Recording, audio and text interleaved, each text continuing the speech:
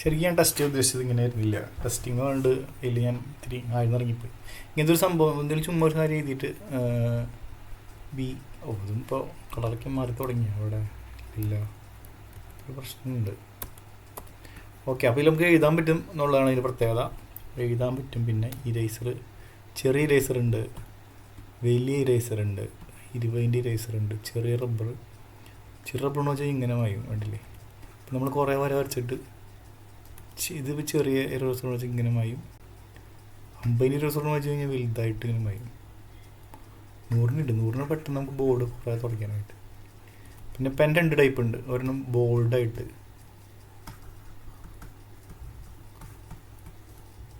പിന്നുള്ളത് 6 mm.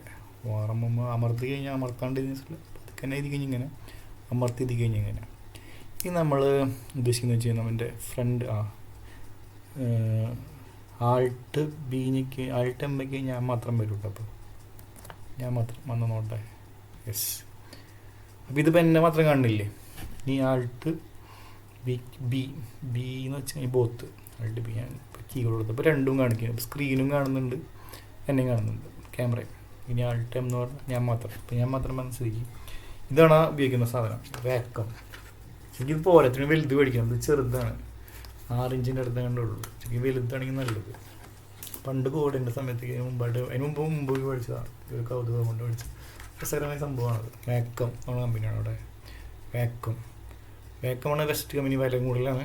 വാക്കത്തിനാകുമ്പോൾ distance കൂടുതൽ കിട്ടും. അകലെന്ന് വരെ തന്നെ മൗസിൻ്റെ ഫ്രണ്ടിൽ കൂടെ മൂവ് ചെയ്യണത് കാണാൻ പറ്റും.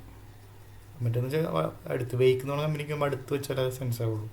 നമുക്കൊരു മൗസ് ഇങ്ങനെ വെറുതെ മുകളിൽ കൊണ്ടുപോവുകയാണെങ്കിൽ ഇത്ര ഹൈറ്റിൽ നമുക്ക് കൊണ്ടുപോയിട്ട് സേഫാണ്. മറ്റേതെന്ന് പറഞ്ഞു കഴിഞ്ഞാൽ അടുത്തോട് കൊണ്ടുപോകുമ്പോൾ അറിയാണ്ട് നമ്മൾ ടച്ച് ചെയ്ത് കഴിഞ്ഞാൽ വര വീഴും. അടുത്ത ഇറേസറാണ് ഫുസ് കണക്ഷനായി.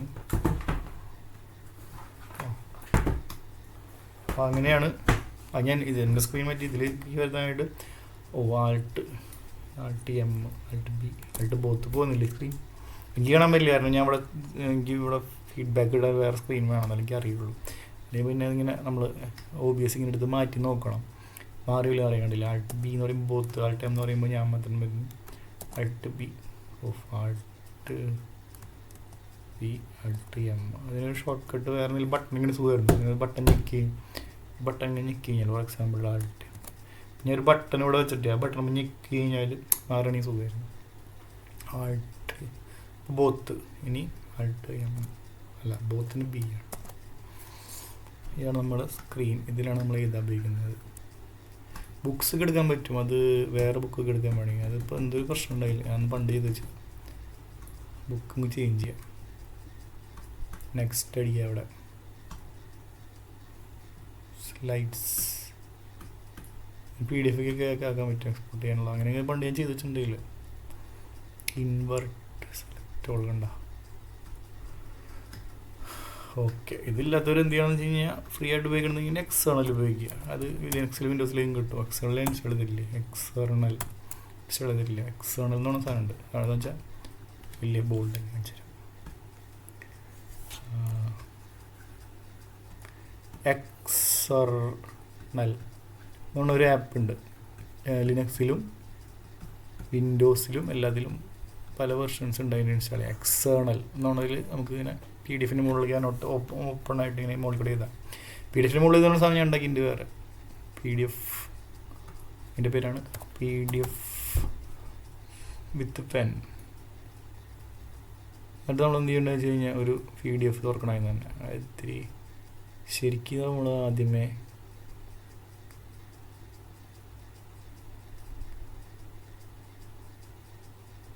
തുറക്കാൻ പറ്റിയ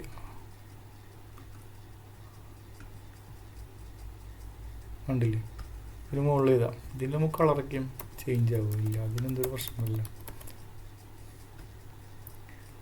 അപ്പോൾ ഇതിൽ ഇറേസർ സാധനമൊന്നും ഫീച്ചറൊന്നും വെച്ചിട്ടില്ല. ഇല്ല, അതാണ് പ്രശ്നം.